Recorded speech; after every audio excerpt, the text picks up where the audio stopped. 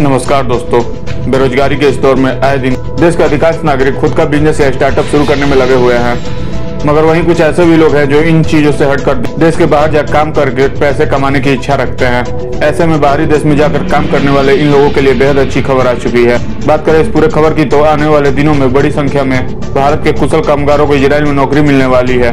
दरअसल मंगलवार को दोनों देश यानी इजराइल और भारत के बीच कुछ समझौतों पर हस्ताक्षर किया गया। इन समझौतों के तहत शुरुआत में 42,000 भारतीय कामगारों को इजराइल में निर्माण और नर्सिंग क्षेत्र में काम करने का मौका मिलेगा। भारतीय नागरिकों के इस भर्ती को लेकर ऐसा उम्मीद जताया जा रहा है कि भारत के कामगारों को जोड़ने से इजराइल में रहने की बढ़ती समस्या से निपटने में मदद मिलेगा और इसके साथ ही नर्सिंग देखभाल के लिए इंतजार कर रहे हजारों परिवारों को सहायता मिलेगी। इस संदर्भ में इजराइल की तरफ से बताया गया है कि 34,000 श्रमिकों को निर्माण क्षेत्र में और अन्य 8,000 को नर्सिंग जरूरतों के लिए काम पर लगाया जाएगा।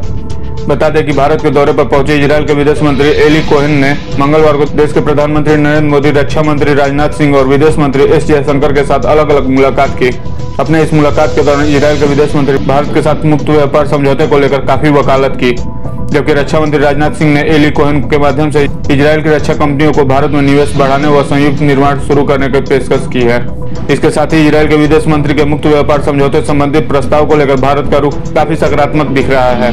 वहीं हमारे देश के नेताओं के साथ इजराइल के रक्षा मंत्री के वार्ता में दोनों देशों ने मौजूदा द्विपक्षीय रिश्तों की विस्तार से समीक्षा की और रणनीतिक रिश्तों को ज्यादा प्रगाढ़ बनाने के उपायों पर बात की है। इसी क्रम में भारतीय मजदूरों को इजराइल में अस्थायी रोजगार देने से जुड़े समझौते पर हस्ताक्षर हुआ, जिसे लेकर संभावना जताई गई है कि इसका आगे और विस्तार हो सकता है। वहीं रक्षा मंत्री एली कोहेन के साथ हुए बैठक के बारे में एस जयशंकर ने बताया कि हमने I2U2 यानी कि भारत, इजराइल, UAE और अमेरिका के संगठन में प्रगति और बहुपक्षीय मंचों पर परस्पर सहयोग का उल्लेख किया। इस दौरान हमारे पड़ोसी क्षेत्रों यूक्रेन और इंडो पैसिफिक पर विचारों का आदान प्रदान किया गया है। इसके साथ ही हमने मोबिलिटी के क्षेत्र में भी समझौते किए हैं। इजराइल के विदेश मंत्री ने इंडिया इजराइल बिजनेस फोरम की बैठक को संबोधित करते हुए भारत को पश्चिमी देशों के लिए पूर्व का रास्ता करार दिया और कहा कि दोनों देशों में आपसी कारोबार को बढ़ाने की अपार संभावनाएं हैं। इसे लेकर आज हमने जो फैसले किए हैं उससे मुक्त व्यापार समझौते की राह खुलेगी और दोनों देशों की अर्थव्यवस्था को काफी फायदा होगा। अगर रक्षा क्षेत्र को छोड़कर बात करें तो अभी दोनों देशों के बीच द्विपक्षीय कारोबार तकरीबन 9 अरब डॉलर का है, जो इजराइल के विदेश मंत्री के अनुसार बहुत ही जल्द 20 अरब डॉलर का हो सकता है।